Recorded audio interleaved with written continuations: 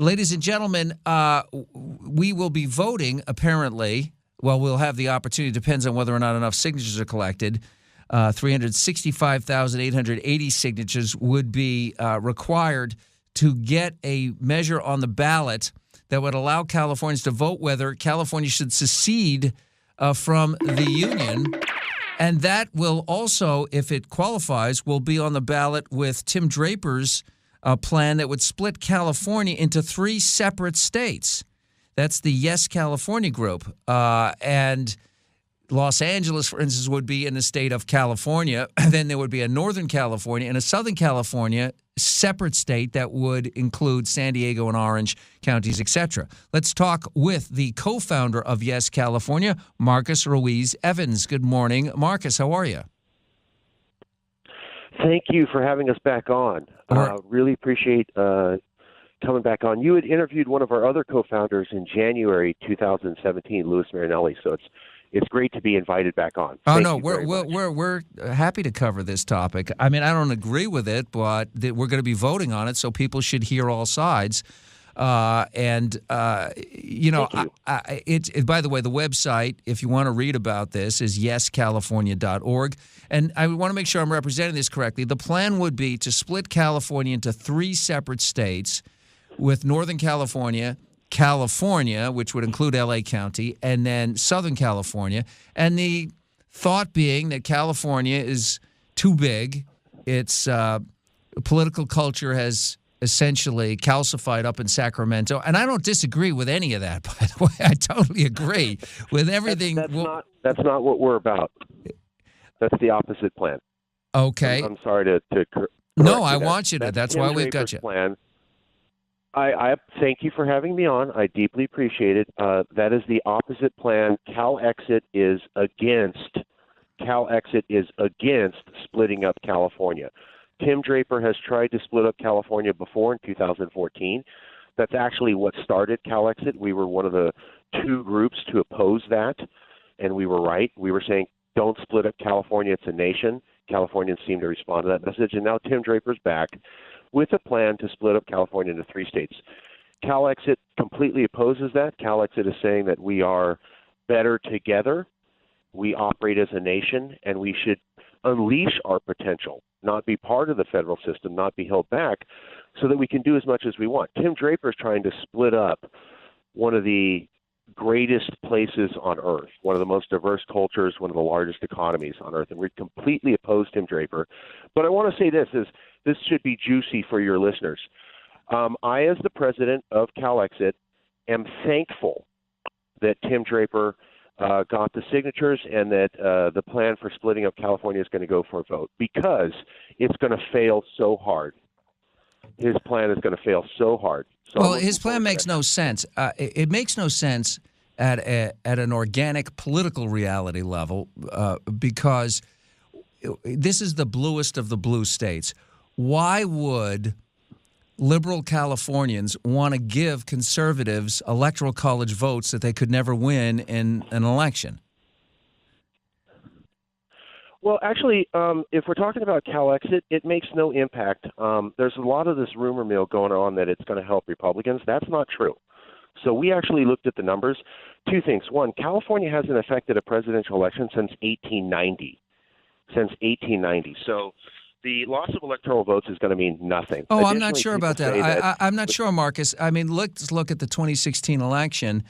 If let's say the new Southern California would include Orange County and Kern and San Diego County, it's conceivable that they could vote a Republican, in which case a proportionate amount of electoral votes would be peeled off, which currently would stay unified on the Democratic side. So it's theoretically possible, and of course it could theoretically be possible that it would add 2 U.S. senators to the Republican side of the ledger. That would never happen from California left together. But let's talk about what you want to see, because I don't believe that we should split California into 3 states, but I also don't believe in secession either. I don't believe that. I think we ended that at Appomattox Courthouse in 1865, and I think that the union should be preserved, and that whatever grievances people have in California about the federal government, it's transitory. Things change, and they can change, very much so from election to election. We just had 8 years of Barack Obama, and now we've got Donald Trump, and he too shall pass. He's not permanent. Well, a lot of people think that the Civil War settled the question of secession. I understand this is not what people want to hear, but it didn't. The Supreme Court actually looked at the topic of secession after the Civil War in around 1870 in Texas versus White. That's Texas versus White. And they said that you can secede with consent of the states, meaning approval from Congress. You can't shoot your way out and just say you want to leave, but right. You can. So you can actually apply Congress and leave. A lot of people don't know that. The news won't even admit Texas versus White exists or that consent of the state is there. But what I'm trying to figure out, Marcus, is what is it that you want California to have that California doesn't currently have? I mean, California, what is it that you? How is California being oppressed by the federal government? So 3 things. One is that for 30 years we've lost more money than we get back. We're a donor state. We pay more into the federal system than we get out. At that same time, our taxes have gone up and our infrastructure has gone down. That's not a coincidence. 2016, we lost $103 billion. That's $103 billion in being a donor state. Our budget was around $170 billion. Yeah, but Marcus, the reason that's happened is because the same kind of policies that California supports were affected by the federal government. We created giant social welfare programs and government projects at the federal level. And guess what? The rich states are the ones that are picking up the majority of the tab, just the way California's tax policy puts the absolute onus of social policy within the borders of California on the top wage earners. So essentially what you're objecting to is the very kinds of policies that California supports. I'm not sure I grasped the question. What I'm saying is that we lost half of our budget in 2016. If we weren't part of America, we didn't have to raise the gas tax. We could cut our state income tax in half and still fund all of our programs. No, you couldn't. If you weren't part of America, the people in California in 5 minutes would have universal health care that would bankrupt the state in 5 seconds. There's an unfunded pension liability. There's an unfunded pension liability in the state of California that's so enormous you need an astronomer to calculate what that number is. And how did we get that? We got that because blue state politicians gave away the store without any funds to pay for it. Well, I'm glad you brought that up because those numbers aren't actually uncalculable. The debt is somewhere on the order of 100 to 400 billion for the unfunded liabilities for union members, which is true. But if we're losing $100 billion in 1 year, we could pay off that debt in 4 years. But they won't. So they'll just add more programs. The issues you just brought. You're assuming. We've got a lot of experience with this. It's not like it's an uneducated guess. We have seen a pattern of it. And let's talk about infrastructure. Governor Jerry Brown is about to wrap up his remarkable career, has decided inexplicably to spend almost $100 billion, and it may be $100 billion, to build his crazy train, when we could have spent that money on building a light rail system in every major city in California, improve the environment immeasurably, improve the quality of life by taking cars off the roads.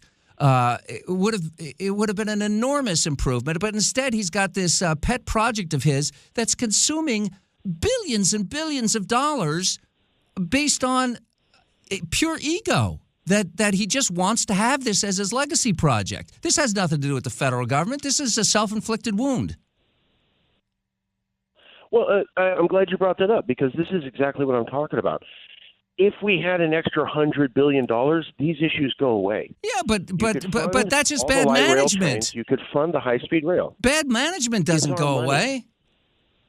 I mean, you got a governor of a state. You got a governor of a state that's choking in CO2s from gasoline-powered engines exhaust and choking in traffic. And instead of fixing that problem, he goes on a spending spree to build a train to nowhere that might roll in 2033, might. And the problem is not the federal government. The problem is California. The problem is the people we elected and the way they chose to spend the money. This isn't the reason to break up the country. You want to take a state to break up the United States of America over our own mismanagement. I don't think it's mismanagement. I think the fact is it's lack of funds. You're talking about half of our budget being wasted isn't a big deal, and that the government of California could waste $100 billion. That's never been done in California history. That is so much money, they couldn't waste it that quickly. I have more confidence in their ability to waste it than you do. Look, fair enough, but you don't have a historical precedent to prove it. Is all I'm saying. Well, yeah, it's a lot of money. We kind of do because, Prop 98, for instance, by law, one half of the state budget goes to public education. And a number of years ago, when Jack O'Connell was the superintendent of public education for the state of California, we had him on the show, and I asked him, I said, Jack, if you could wake up tomorrow with a magic wand in your hand, and you could have all the funding you could dream of for K through graduate school to run the school systems in California exactly the way you want it, what would that number look like, just so that we had a ballpark? And there was a lot of hemming and hawing. And you know what the answer really came down to, Marcus, was more. The reality is that bureaucracies want more. They just want more because that's how they grow their power. And it's not necessarily more is not a reasonable number, because the bottom line is you have to have a tax base to support it.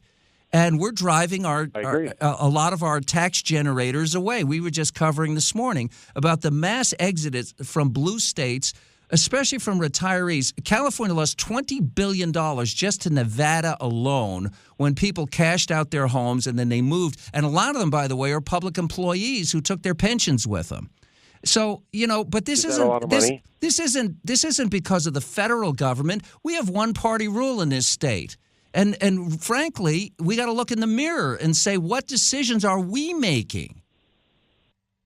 Well, I couldn't disagree more. Everything you just said backs up Calexit. I just said that we lost $100 billion. You just said taxes are too high. I had just said we could cut state income taxes by 50%. So if taxes are too high, Calexit is the solution. Literally just said that. Well, I know you did, but I don't. You see, where we disagree, and we are talking with Marcus Ruiz Evans, who's the co-founder of Yes California, YesCalifornia.org. Thank you. The difference is that I believe without a check or balance, California would spend itself into oblivion. And we are also talking about there's an enormous amount of infrastructure that doesn't belong to California, it belongs to the people of the United States of America. Like, for instance, the interstate highway system and all kinds of infrastructure that's in this place, VA hospitals and all kinds of things that aren't the property of the state of California. They're the property of the federal government. And all that stuff has to be replaced. That would be debated in the negotiation because the fact is that California paid for that. So whenever you look at historical separations, they look at where did the actual funding come from. I'm not so sure that it would immediately go to the federal government when we look at international legal precedents. Well, I'm not interested in international legal precedents. I'm interested in American law because I'm an American. I was born one and I'm going to die one. And Sure. I find it sad that people find the perpetuation of the Union to be such a cavalier thing that we can just get mad and say we're going to take our marbles and go home because we're unhappy with fill in the blank. We can fix these problems without destroying the United States of America, without disrupting and breaking apart the United States of America. I think we're in unique times. I mean, our governor said that it seems like the federal government has said, well, let me just throw out a couple unique historical things that have never happened before in California history.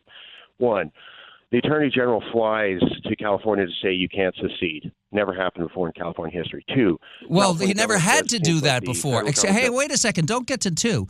The reason the Attorney General flew to remind California about secession is that It hadn't happened before since 1850. We never had a generation of Californians who had such contempt for their own country that they would actually want to separate from the rest of the United States of America. So I'm sorry that... But you just proved my point. I'm still trying to find out what the point is. What point did I just prove? That these are unique times. You said, no, this is like normal. I said, no. Yeah, but you're blaming, you're acting like it's the federal government that's the outlier. I'm saying it's guys like you who want to take your marbles and go home and break up the United States of America because for some reason you've got a grievance that you're not, all of a sudden your grievance is taxes. Since when do blue state Democrats care about taxes? I mean, come on. We've been around since 2014. When Obama was president. We've been saying the exact same talking points. Well, you haven't changed our talking points through Trump. Well, that just means you've been wrong consistently for 4 years. So we'll keep going forward. Look, we will talk again, Marcus. We'll keep talking. It's going to probably be on the ballot. I just find it sad that people have such a feeble attachment to their country that they'd rather break it up than just pony up and roll up your sleeves and get involved in fixing the problems. YesCalifornia.org, 723. Yes, California. Yes, the state's right, people. Jefferson was a Virginian, never quite got America.